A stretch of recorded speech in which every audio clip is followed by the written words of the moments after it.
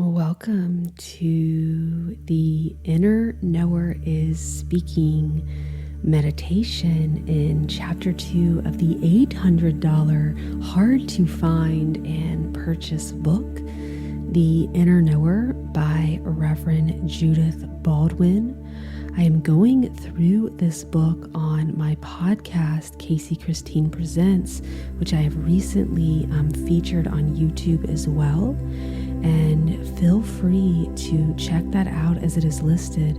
But for those of you who are truly seeking a deeper connection with your higher self, this is the meditation connected to the inner knower. I'm going to invite you to take a breath in and take a breath out.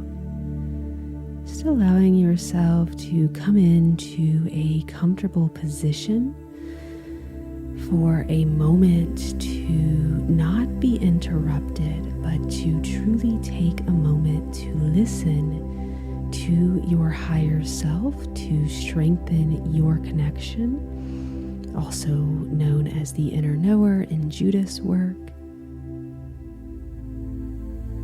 As you're coming into your breath,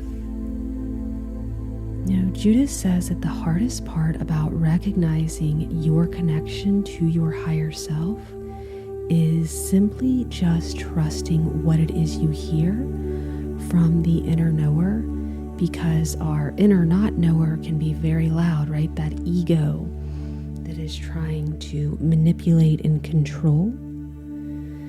So I just want us to take a few deep breaths and prepare for a little meditation that is all around assisting us in identifying in our present moment dialogue of when we are listening to our higher self or to a manipulating aspect of our ego that is attempting to control an outcome versus allowing our higher self to orchestrate miracles on our behalf. And if you're not listening to the podcast, I highly encourage it. Breathing in through the nose, out through the mouth, inviting our higher selves, our ultimate inner knowers, to offer us a diamond light all around us and to make itself known to our awareness now. Just taking a couple moments, setting your intention to feel and connect to your higher self, which is the one who knows the best path for all things. Just feeling this feeling of peacefulness beginning to wrap around you and pulsate through you. It is through the power of your intention and willingness to ask and listen that you can effortlessly connect. Make your awareness known to the always there connection of your higher self that is your great inner knower. And I just want you to recall a time. You can ask your higher self for support. Just recall a time when you knew that something was being communicated to you and it was speaking to you. Your inner knower was speaking to you, but you ignored it.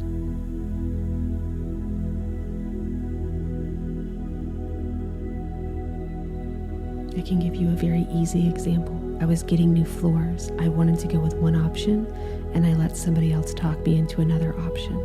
I knew I wanted the other option, but I listened to something in someone else. And then I started playing my ego in my mind that somebody knows better than me. It's a very simple example, but I just want you to invite your higher self to reveal to you right now a time when you knew it was the inner knower of your higher self speaking to you, but you ignored it. Allow yourself just to connect to that for a moment.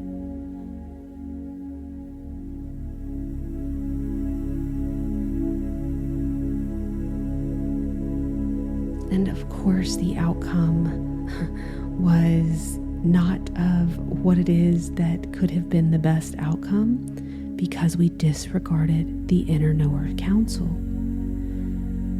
And I want you to now recall a time when you knew it was the inner not knower speaking to you, right? Not your higher self, the ego that tries to construct sometimes manipulation of control to get what it thinks it's going to be best for you, all right? But in a very controlling way, through fear, judgment, complication, all those things.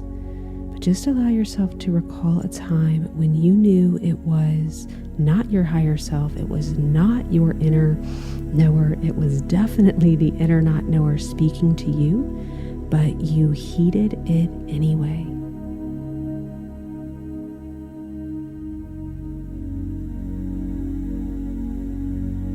Just thinking about that outcome.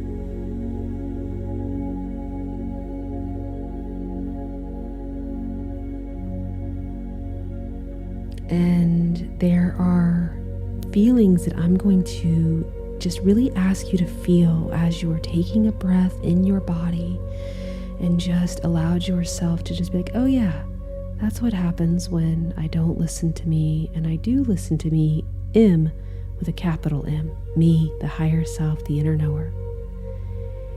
When it is our higher self that is coming through as the one who knows, the most effortless, blissful, not to say not challenging, our inner knower will take us through challenges for expansion, but the thought patterns that we follow will be able to generate many feelings. Even if we're moving through anger, our higher self can come in and communicate to us these feelings even while moving through something like anger. It will provide to you pathways to follow that make you feel more loving, more peaceful, more joyful, more hopeful, will be more uniting, more allowing. It will simplify things. It will encourage patience. These patterns, these thought patterns of who you're listening to will energize you. Even again, if you're feeling rage or anger, the inner knower, your higher self, will still be able to communicate something that will energize you, even if it's rest, even if it's take a break from this. And it will take you on the path of feeling good, even in the midst of chaos and rage. And when we are listening to our viral programs, the ego or society, we've fallen trapped to the inner not knower that lives through the viral programming in our DNA, right? Our biological DNA. We have that crystalline chromosome of our higher self DNA, right, that the inner knower is speaking through, but the inner not knower will communicate and start leading us on pathways of thinking that then elicit feelings of feeling hateful, fearful, miserable, despairing, separating, judging, complicating, intolerant, defensive. It will deplete us and we will feel uneasy. And following our inner knower, again, can take us to the edges of our growth. And we can definitely be facing something that's new. And what the fear is in that is that inner not knower, oh, you can't do this, you're going to fail, blah, blah, blah. But the inner knower is the one that communicates, you got this, you're learning something new. This has been something that you've been wanting to do. Is it going to challenge you? Yes. But isn't it fun to learn new things? Can you be patient with yourself? How can we simplify this? It feels really complicated right now. I understand that you're afraid. This is new. It's okay. You got this. What can we do to where it allows you to simplify it? As this has been on your heart and you know you've been wanting to do it, let's simplify it. We can be patient. That is how you know your inner knower versing, oh my gosh, you're an idiot. Who do you think you are that you can do all this? Who do you think you are that has the ability to create what it is that's on your heart? Don't you think you should have to struggle like other people? Don't you think it should be a struggle? You suck. This isn't good enough. What are they going to think?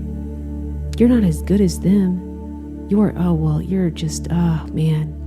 Well, let's come up with ways that we can defend ourselves when others try to backlash us before XYZ.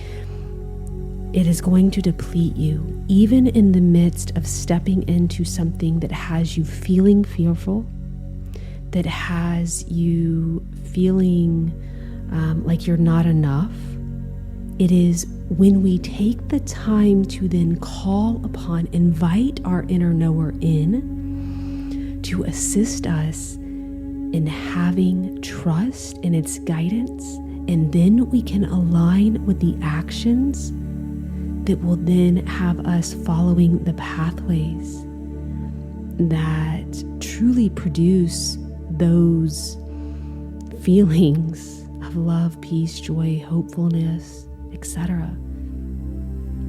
So I just really want to not even have you take my word for this. I'm going to put this little chart up, and I want you to just ask the inner knower to help you be more receptive to its advice, and just be willing to then test this out whenever you're feeling uneasy, depleted, defensive, intolerant, or you're complicated something, or you're judging yourself or another, or you're not unifying something but you're separating it, or you don't have hope but you just feel miserable and despairing or fearful or hateful. I want you to pause, take a breath, and do this meditation, do this walking meditation for yourself. And simply ask your higher self to be your inner knower and to assist you with being receptive to its advice around XYZ, to begin to line up with it, because it knows the best pathway for you. It knows all possibilities. It exists as the electron. It's everywhere. It knows every possibility and the easiest path. All we have to do is have faith, and then ask, and then listen, and trust what we hear without manipulating it, and allow ourselves to take the action needed, and sometime a boundary, sometime resting, sometimes pausing, sometimes doing nothing is the action. But when you are in alignment with listening to the advice of your higher self that knows best, you will step into alignment, and then clarity for each next step in the present moment is revealed so easy.